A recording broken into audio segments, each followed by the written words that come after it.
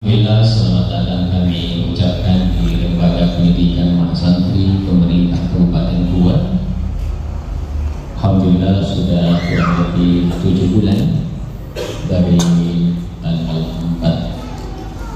4 November diresmikan oleh Bupati Goa, dan program ini insya Allah menjadi sasaran di tengah masyarakat khususnya di Kabupaten Goa.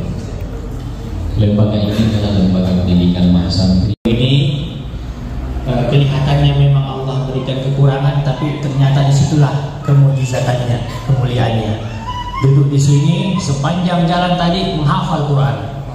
Allahu Akbar.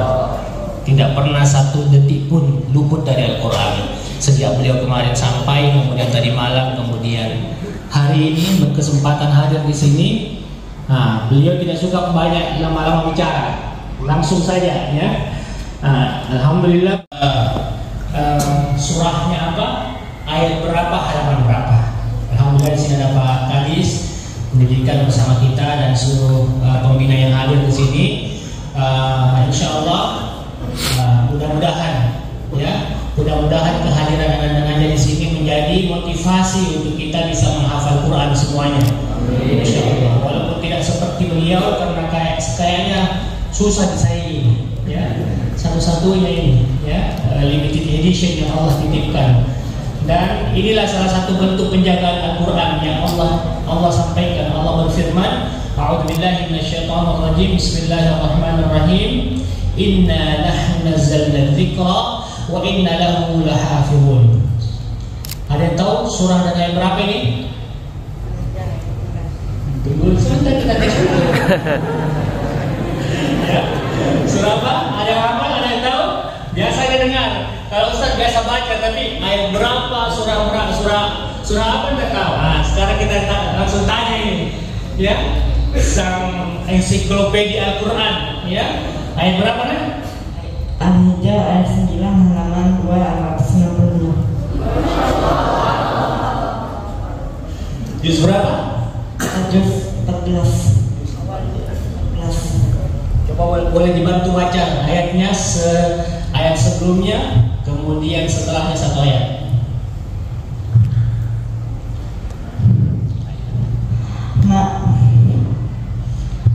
Ma nazzilul malaikata illa bil haqqi wa ma kanu idzan munzirin. Wa laqad arsalna min qablika fi syi'il awwalin. Gimana?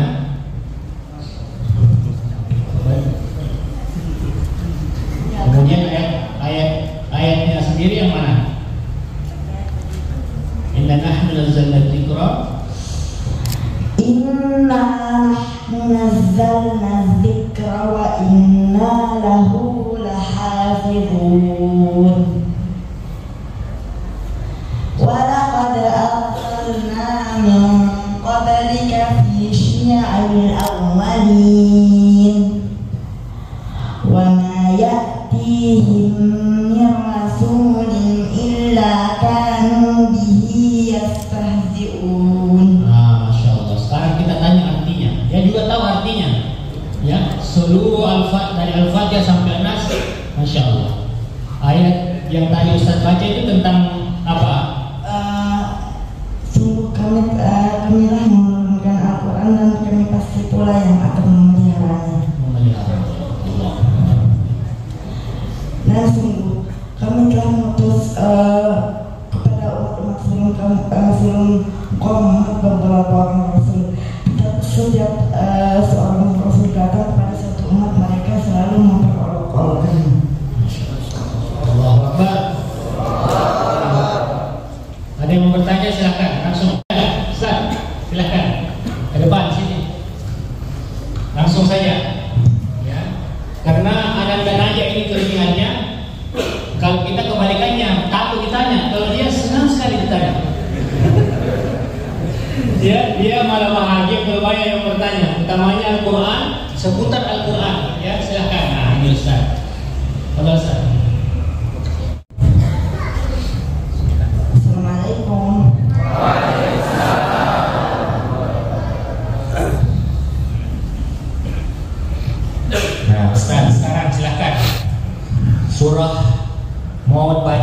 ayatnya, mau baca artinya, atau mau sebutkan nomor ayatnya, silahkan.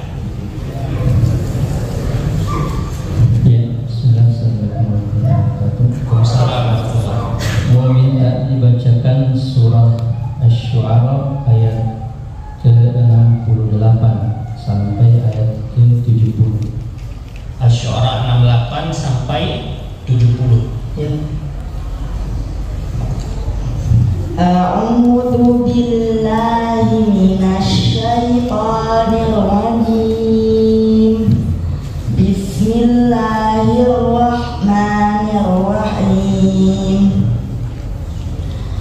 Wa inna rabbaka lahuwal azizur rahim. Itu. Watlu alaihim naba'a Ibrahim idh qala li abihi wa qaumihi ma ta'budun. Bagaimana? Bagaimana Ustaz? Sesuai? Takbir. Masya Allah. Ada lagi Ustaz pertanyaannya? Satu lagi. Satu lagi. Ini bedanya kita ini. Kalau dia senang ditanya, kalau kita narik gitu. Halaman minta dibacakan halaman 377. Halaman 300. Halaman 367 berarti dari masa An-Naml. 67 apa 77? 377. 300. Berarti An-Naml udah. Iya. An-Naml. An-Naml ya. Minta dibacakan Surah ayatnya. Paling atas ya. Dari ayat Kanan atas atau tengah atau bawah? dari awal semua. Boleh. A'udzu billahi minasy syaithanir rajim. Bismillahirrahmanirrahim. Qasim. Tilka ayatul Qur'ani wa kitabim mubin. Hudaw wa busyra lil mu'minin alladzina yuqimuna as-salata wa yu'tuna az-zakata wa hum bil akhirati hum yuqinun. Masya Allah. Ya, sesuai ya. Cukup nak. Baik, alhamdulillah. Nah, ada lagi? Saya lagi Ustaz. Boleh silakan. Baik. Boleh sambung-sambung ayat. Ayat tentang Allah mengangkat derajat orang yang beriman dan berilmu. Al-Mujadalah ayat 11. Masya Allah.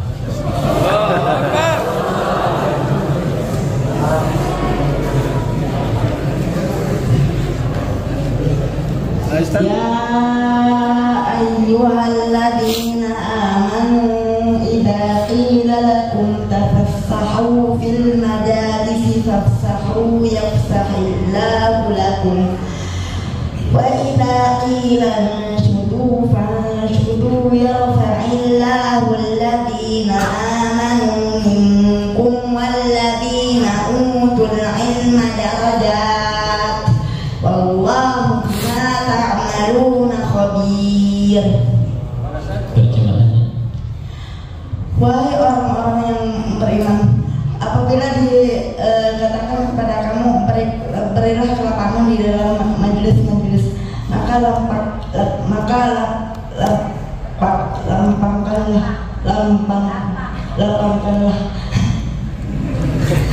Dan apabila dikatakan kepada kamu berdirilah kamu, maka hendaklah kamu berdiri. Niscaya Allah akan mengangkat orang-orang yang beriman di antara kamu dan orang-orang yang berilmu beberapa derajat. Sungguh Allah Maha teliti terhadap apa yang kamu kerjakan. Allah. Jadi anak-anak aja ini belum bisa membaca, belum bisa menulis. Satu lagi, itulah yang disebut dengan ummi. Ya, ummi itu artinya orang yang tidak bisa membaca, tidak bisa menulis. Bukan berarti tidak bisa membaca, tidak bisa menulis berarti jahil atau bodoh, tapi justru lewat itulah Allah menunjukkan tadi cara Allah menjaga Al-Quran. Selain Allah jaga di lembaran-lembaran tulisan yang hari ini kita lihat di mushaf-mushaf, ya, disebut dengan hifzun fis sutur, ditulis atau dijaga dengan baris-baris dengan tulisan-tulisan. Juga penjagaan yang tertinggi yang Allah berikan adalah hifzun fis sudur, yaitu dijaga di dalam dada ananda kita ini, ya. Jadi ini lebih berharga dan lebih mulia daripada mungkin emas dengan segala isinya. Ya, 30 juz Allah sudah install di dalam tubuhnya menjadi bukti, ayat, tanda-tanda bagi kita semua insyaallah. Nah, tidak terlepas kemuliaan Ananda Najah ini ada seorang ibunda di sini, ya, yang sejak kecil merawat, walaupun mungkin ya dengan segala kekurangan yang Allah berikan, terus bersabar, terus ikhlas, terus bekerja keras, berikhtiar, ya. Kita doakan ibunda Najah diberikan kesehatan. Dan kita syafaat kelak di yaumul akhir. Amin ya rabbal alamin. Jadi pada kesempatan ini saya tidak ingin berpanjang kata karena kita terbatas waktu hari Jumat, ya. Jadi yang ingin saya sampaikan pada kesempatan hari ini adalah yang pertama, mungkin barusan saja kita melihat bagaimana kakak Najah agak sulit ketika menyebutkan kata melapangkan. Banyak kata-kata yang sulit diucapkan oleh Ananda Najah yang berbahasa Indonesia atau bahasa Latin. Tapi Masya Allah, sejak Najah menghafal Al-Quran 9 tahun umurnya, waktu itu dia belum bisa berbicara lancar sekali.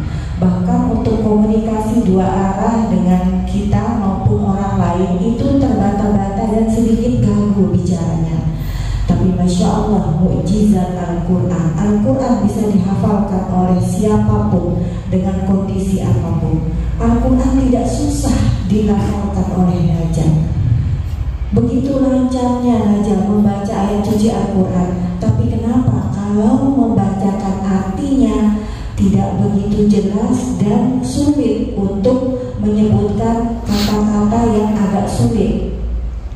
Nah, di situ kita bisa lihat bagaimana Al-Quran itu tata kata Masya Allah. Jadi semua orang dengan kondisi apapun bisa menghafalkan Al-Quran dengan baik, dengan tartil. Apalagi kita yang ada di sini sudah Allah karuniakan fisik yang gagah, ini gagah-gagah yang di depan tampan-tampan, kemudian yang di belakang juga cantik-cantik, Masya Allah. Jadi tidak ada yang membuat kita untuk merasa tidak bisa. Jangan pernah kita merasa tidak bisa. Mungkin sekarang kita dikasih kesulitan oleh Allah, sulit sekali menghafal, tapi nikmatilah di tengah kesulitan itu kita sedang memanen pahala. Ya, kita memanen pahala. Setiap kita hafalkan, nanti sore kita ulang lagi, kok lupa lagi, kita buka mushaf lagi, kita buka lagi, itu pahalanya banyak sekali. Jadi mungkin pahalanya lebih banyak pahala orang yang sulit menghafal daripada yang cepat hafalnya. Kenapa? Karena kalau kita sulit menghafal, kita butuh baca berulang-ulang. Sedangkan setiap kali kita hafalkan satu huruf, kita dapat pahala. Jadi pahala orang, misalnya 2 orang ini cepat sekali hafal, kemudian pindah lagi ke ayat atau halaman berikutnya. Sedangkan 1 orang susah sekali menghafalnya, itu pahalanya lebih banyak yang susah hafal. Kenapa? Karena butuh baca berulang-ulang. Bisa sampai 20 kali, 30 kali, bahkan sampai 50 kali dibaca, baru bisa dihafal. Jadi kalau target kita mencari ridho Allah, mencari pahala, jangan pernah kita berkecil hati. Lihat teman-teman saya kok sudah dapat 10 juz, kok saya baru 2 juz, tidak apa-apa. Ya, makanya itu kita bersihkan hati kita tingkatkan keistiqomahan kita, semangat kita. Apa sih tujuan kita menghafal ini? Kan bukan hanya dapat 30 juz terus udah. Tidak. Bagaimana cara kita setiap hari bersama Al-Quran agar nanti Al-Quran yang masuk ke dada kita itu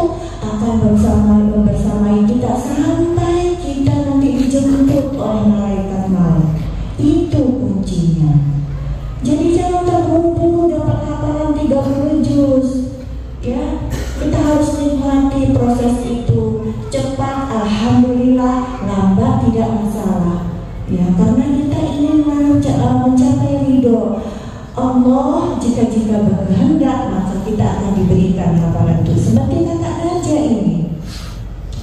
Dulu waktu Najah umur 8 tahun meminta sama bunda, Mama Najah mau hafal Al-Quran.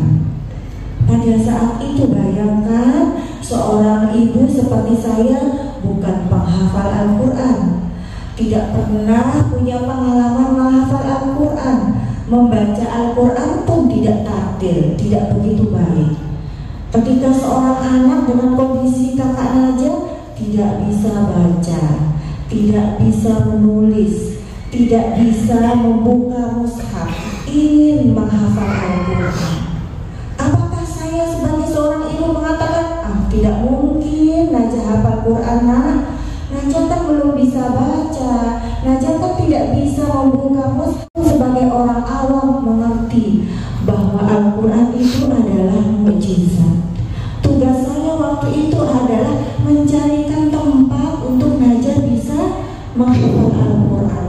Allah 3 tempat menolak Najah, ditolak. Maaf ya ibu, anaknya tidak bisa mengaji di sini karena pertama dia belum bisa baca Quran, kata ustaznya. Yang kedua, Najah ini nanti butuh guru khusus untuk membimbingnya, dan banyak alasan-alasan yang lainnya. Tapi sebagai seorang ibu, apakah mentok sampai di situ? Tidak. Allah punya 1001 cara.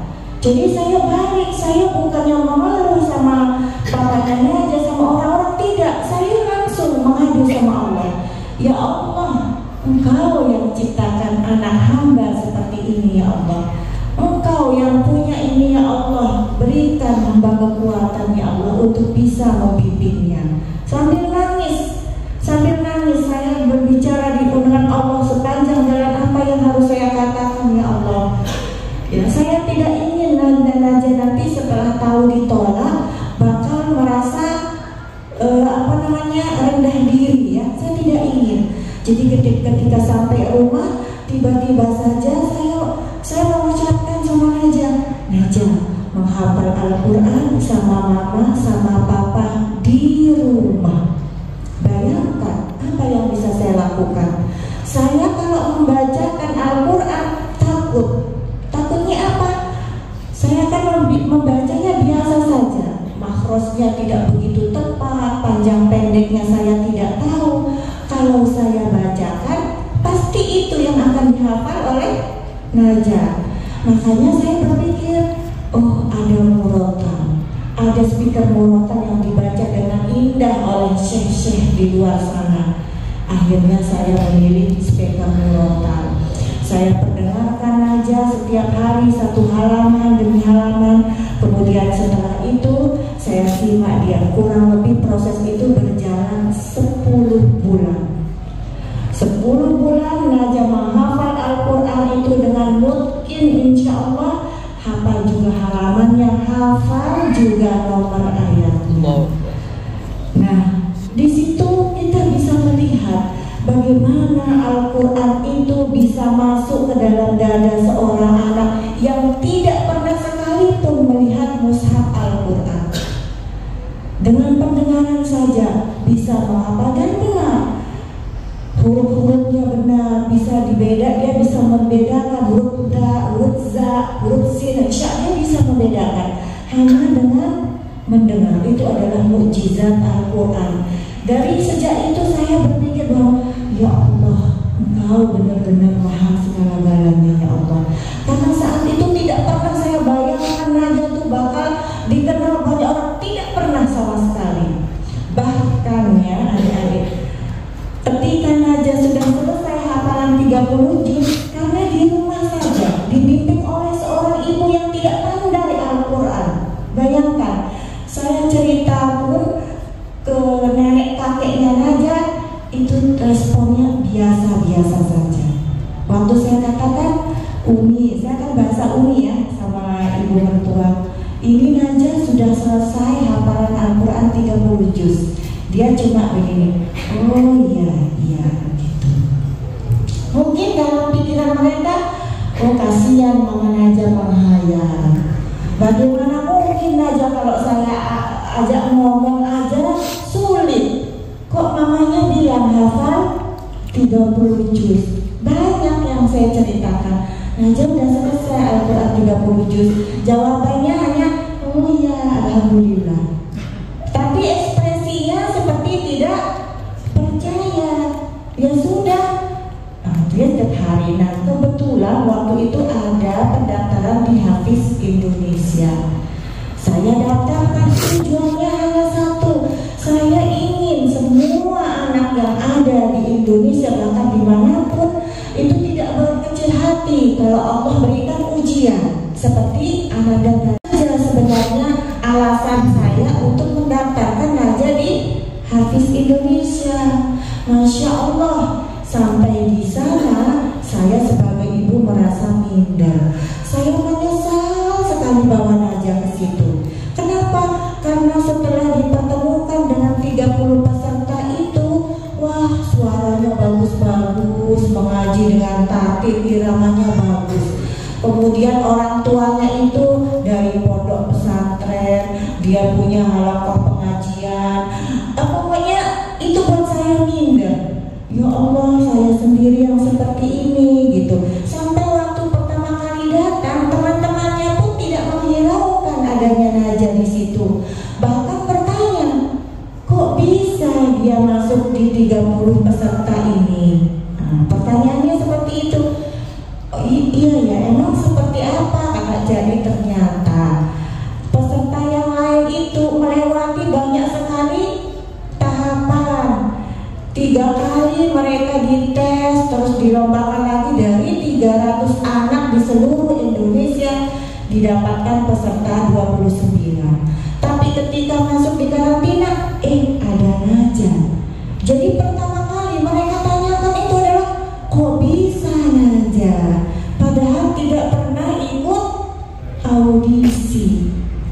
Tidak ikut audisi karena waktu itu pendaftaran sudah mau tutup jam 12 siang. Formulir Najah masuk ke RCTI jam 11.55, kurang 5 menit pendaftaran ditutup. Ya, tapi qadarullah mereka baca formulirnya Najah. Hanya ada 3 baris saya tulis. Najah penyandang cerebral palsy, lumpuh otaknya, tapi hafal Al-Quran 30 juz dan ingin syiar di Hafiz Indonesia untuk memberikan motivasi kepada teman-temannya yang seperti kakak Najah. Itu saja yang saya tulis, tidak panjang lebar, tidak menulis kakak Najah mampu ini mampu tidak, saya tulis. Terus produsernya bilang, oke, kontak anaknya karena udah lagi 5 menit. Pas sudah dikontak, tiba-tiba saya dikontak itu malam, bukan pagi. Katanya, assalamualaikum bunda, katanya bisa kita tes Najah sekarang, katanya malam-malam jam 9. Tes berapa juz gitu kan sama salah satu jurinya, langsung 30 juz katanya. Saya langsung, oh nggak bisa kalau langsung, saya juga takut. Ini pertama kalinya Najah akan dites. Sedangkan ngaji-ngajinya setiap hari sama saya kan Ustaz. Saya bilang, nggak bisa kalau sekarang loh, kok langsung aja tes 30 juz, bagaimana Najah? Nggak bisa, saya bilang gitu. Kalau bisa nanti seminggu lagi atau 3 hari lagi. Ya kata Allah, Najah dari kapan dengar? Mama katanya, iya Najah mau dites. Lalu dia dengar saya nolak dari Hafiz kan, Najah bisa ini 30 juz nak gitu. Gak apa-apa Najah bisa katanya.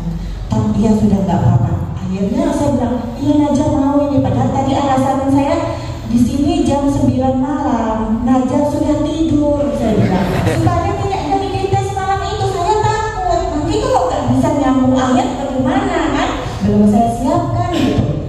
Tiba-tiba dia bilang, Najah mau mama katanya gitu. Akhirnya apa? Ya sudah Ustaz, Najah mau katanya. Terus dia bangunin, Ustaz dudukin. Dan dia lewat ini, lewat handphone ya, bukan video call, lewat audio. Dites nanti ya. Nah itu saya pun takut sekali, ya Allah, jangan-jangan Najah bisa tuh waktu sama saya saja, nanti waktu tes Najah nggak bisa gitu. Dia rindes baru dibacakan ayat langsung Najah bilang, itu kan surah ini Ustaz, itu kan surah ini di halaman ini gitu. Iya disambung, kata jurinya. Najah sambung itu 10 soal lancar dijawab sama dengan Najah dengan ayat dan halamannya. Habis itu nggak ada waktu tunggu, besok pagi langsung dihubungi lewat WhatsApp, ibu berangkat ke Jakarta, akan masuk karantina. Najah diterima sebagai 30 peserta, masuk di 30 peserta itu. Jadi Najah itu tidak ada tahapan audisi. Nah seperti itulah ketika Allah sudah mengatur hidup kita, walaupun kita tidak ada planning ke depan, saya mau jadi apa, gak usah pikirin itu. Ketika kita sudah fokus dengan Al-Quran, maka segalanya Allah akan mudahkan. Bahkan dulu saya berpikir, bagaimana nanti Najah besarnya, bagaimana mengurus Najah kalau sudah besar. Ternyata semua Allah mudahkan. Bahkan kakak Najah dengan kondisi seperti ini bisa membawa saya, kedua orang tuanya dan keluarga tuh keliling dunia, keliling Indonesia. Nah itu janji Allah. Ketika kita fokus dengan Al-Quran, maka Allah akan memudahkan urusan kita. Bayangkan secara logika, anak seperti ini tidak tahu apapun kecuali Al-Quran, tapi bisa membawa semua orang tuanya, keluarganya keliling ke seluruh Indonesia. Hanya dengan apa? Hanya dengan Al-Quran. Jadi jangan pernah kita merasa, nanti kalau saya sudah hafal Al-Quran, nanti saya mau jadi apa? Jangan. Allah sudah mengaturnya. Ya, kuatkan hati kita, bersihkan hati kita bahwa Allah nanti akan membantu kita. Allah yang akan memberikan kita pekerjaan nanti. Jangan mikirin itu, fokus saja. Kalau Najah bisa, kenapa kita tidak bisa? Nah, itu pertanyaannya. Begitulah, paling tidak kakak Najah sampai di sini, tirulah semangat beliau. Semangatnya bagaimana? Ketika dulu hafalan, tidak mau makan, tidak mau tidur kalau hafalannya belum dapat. Apakah adik-adik di sini sudah seperti itu? Belum. Najah gak mau tidur. Kalau misalnya saya setelkan Najah ini untuk besok ya, iya mah. Kalau sudah jam 10, Najah tidur aja, gak mau, Najah belum hafal. Jadi dia pegang rotalnya sambil matanya kayak gini. Walaupun kita ambil terus kita matikan, dia nggak tidur, dia diam aja gitu sampai jam 12. Kenapa kakak nggak tidur? Karena speakernya mau denger lagi, Najah belum hafal. Makan juga seperti itu. Kalau dikasih setel murotal pagi, disuruh makan, Najah nggak mau. Mama, Najah belum hafal. Nanti Najah sarapan kalau udah hafal. Nah, kalau kita kan beda. Baru baca, puyeng-puyeng perutnya, sarapan dulu biar fokus hafalannya. Nah itulah bedanya adik-adik di sini dengan kakak Najah. Makanya Allah mengatakan kita itu tidak ada bedanya. Mau orang yang punya penglihatan bagus, mau tidak melihat, mau lumpuh otak, mau apapun, tidak ada bedanya. Yang membedakan itu adalah ketakwaan kita di hadapan Allah. Oleh karena itu kita patut iri kepada kakak Najah. Jangan kan adik-adik mamanya sendiri iri kepada kakak Najah. Kenapa dia membaca Al-Quran sangat nikmat sekali, sampai kita di rumah juga ikut-ikutan malu. Ya malu, pikirnya hari-hari mau kemana, jalan-jalan kemana, makan apa. Sedangkan Najah ngaji setiap hari, ngaji setiap hari. Sehingga udah kan ada ngaji terus 17 iya, tadi perjalanan dari hotel ke sini dapat 1 juz ngajinya selama di perjalanan. Nah, bismillah ya, dengan kehadiran kakak Najah di sini, saya harapkan kita tidak berkecil hati. Kita tetap tingkatkan semangat kita untuk mencapai ridha Allah. Allah nanti akan berikan kita kemudahan. Allah tahu mana hati yang bersungguh-sungguh. Allah tidak bisa dibohongi. Ya, ketika Allah sudah tahu ini hatinya udah bersih, oh ini hatinya sudah bersungguh-sungguh, maka nggak usah lama, nanti Allah akan berikan hafalan itu. Jadi bukan kita yang dapat hafalan, bukan, Allah yang memberikan kita hafalan. Kalau Allah mau mengambilnya, Allah ambil lagi, lupalah kita gitu ya. Jadi jangan kita merasa saya itu tidak pandai, tidak. Ya, Al-Quran itu tidak melihat, tidak harus dihafal dengan kecerdasan, dengan IQ yang tinggi, tidak. Bayangkan ngajar lumpuh otaknya, tidak ada memori di dalam kepalanya. Tapi jika Allah sudah berkehendak, mungkin Allah melihat kesungguhan Najah, doa-doa kami terhadap Najah, maka Allah akan mudahkan. Ya, jadi tetap semangat ya, tetap semangat, minta doa kepada kedua orang tua, nurut apa yang dikatakan oleh ustaz-ustazahnya, karena itu jalan kita untuk mencapai ridho Allah. Jika Allah sudah ridho, kita akan mudah menghafal Al-Quran.